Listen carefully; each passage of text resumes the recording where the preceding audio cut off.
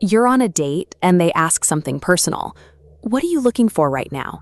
Most people immediately overshare.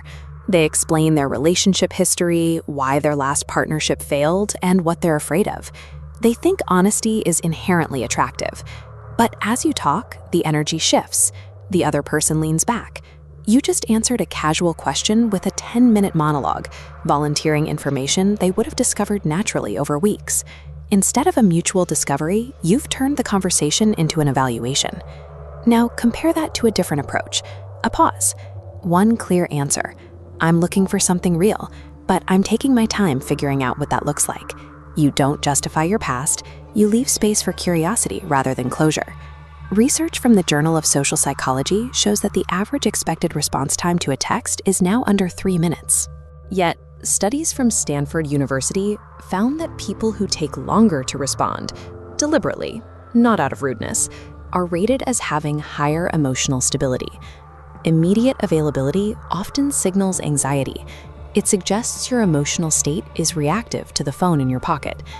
This chart illustrates the scarcity principle. Your brain treats information much like it treats money. Value is found in scarcity. When you share every detail of your life story in one sitting, you remove the unknown variables that keep another person engaged. Curiosity requires an open loop. By providing total transparency immediately, you resolve that uncertainty and effectively end the process of discovery. Over-explaining and immediate availability aren't markers of authenticity. They are signals that you are seeking external validation. True communication literacy is about recognizing that every time you feel the need to justify yourself, you are handing over a piece of your own authority. In dating, there is a persistent myth that immediate vulnerability equals deep intimacy. But vulnerability without trust is just trauma dumping. Real intimacy is built through the gradual exchange of information. If you use a new partner as an emotional processing center on the second date, you aren't building a connection. You're creating a sense of obligation that usually leads to the other person pulling away. This 3-month framework provides a roadmap for healthy disclosure. During the first few weeks, the focus is on present-day interests and humor. By month 2, you might introduce a meaningful goal or an obstacle you've overcome. It isn't until month 3 that you begin to unpack the more complex layers of your history. This pacing ensures that the person sitting across from you has actually earned the right to hold your deeper vulnerabilities. Look at the difference in these 2 responses to a question about family. The intentional reply on the right provides the facts. My parents are divorced, but we're on good terms now, and then stops. It respects the other person's bandwidth. The wall of text on the left forces them to process your therapy notes before you've even ordered dinner. This logic extends to your digital life. Don't be available on demand.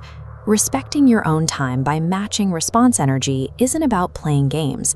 It's about signaling that you have a life outside of the screen. If you find yourself waiting by your phone, you aren't communicating. You're reacting to anxiety. Pacing your vulnerability acts as a natural filter. It protects your emotional energy and ensures that you only invest in people who are willing to participate in a genuine, gradual process of getting to know you. The workplace is a high-stakes arena where raw vulnerability is rarely an asset. While a romantic partner might eventually forgive a lack of restraint, colleagues often view it as a lack of professional stability. In this environment, your reputation is built on reliability, not your willingness to share your inner world. Harvard Business Review data suggests that selective participation in meetings is directly correlated with perceived seniority. When you speak constantly to fill silence or just to be heard, your contributions are filed as ordinary. When you speak only to add data or connect missed dots, everyone listens. Scarcity creates value. This same discipline applies to negotiations and errors. In a salary discussion, you gather context before naming a number. When you make a mistake, you own it briefly, offer the solution, and then stop talking. You never fill the silence with excuses, because excuses only highlight the failure. Strategic professionals differentiate between emotional processing and value adds. If you're stressed about a deadline, don't ask your boss to manage your anxiety. Instead, offer a solution-focused update. The timeline is tight, so I've prioritized X to ensure we hit the target. Influence at work belongs to those who combine high-quality output with the restraint to communicate that work selectively. It's about being known for your results, not for the noise you make around them. Even in friendships, there is a pressure to perform. We often feel the need to justify our life choices or tell stories designed to win the group's approval. But the people we respect most in our social circles are usually the ones who don't perform. They don't need the whole world to confirm who they are.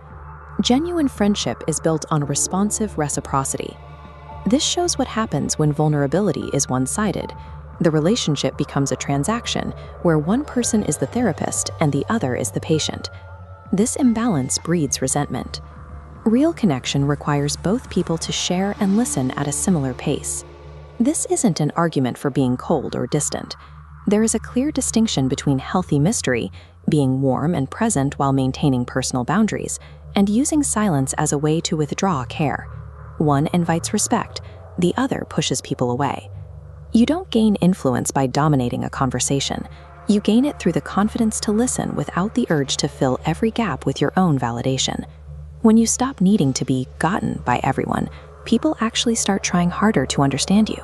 Up to this point, we've discussed strategic communication as a tool for personal boundaries and professional growth. But human psychology is a two-way street.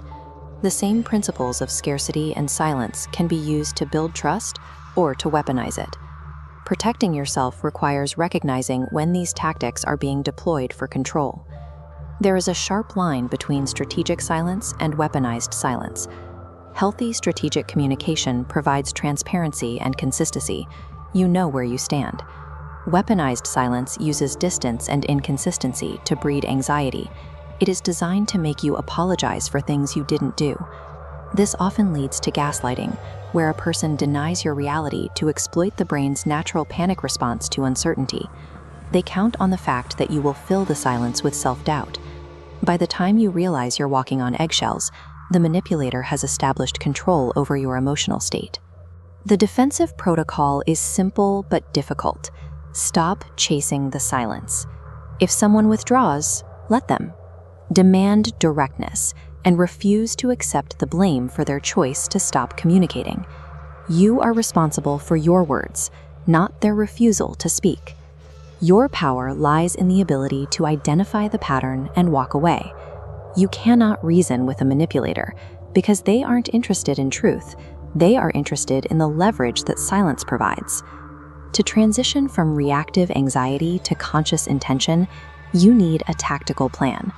This 7-day protocol is a framework for rewriting your communication habits in low-stakes environments where the pressure to overshare is lower. The critical first rule is the mandatory pause. Create a gap before reacting to emotional triggers to ensure you respond from clarity, not reflex. Next, answer directly without volunteering extra information. Speak only to add value, and say no without lengthy justification. Expect friction.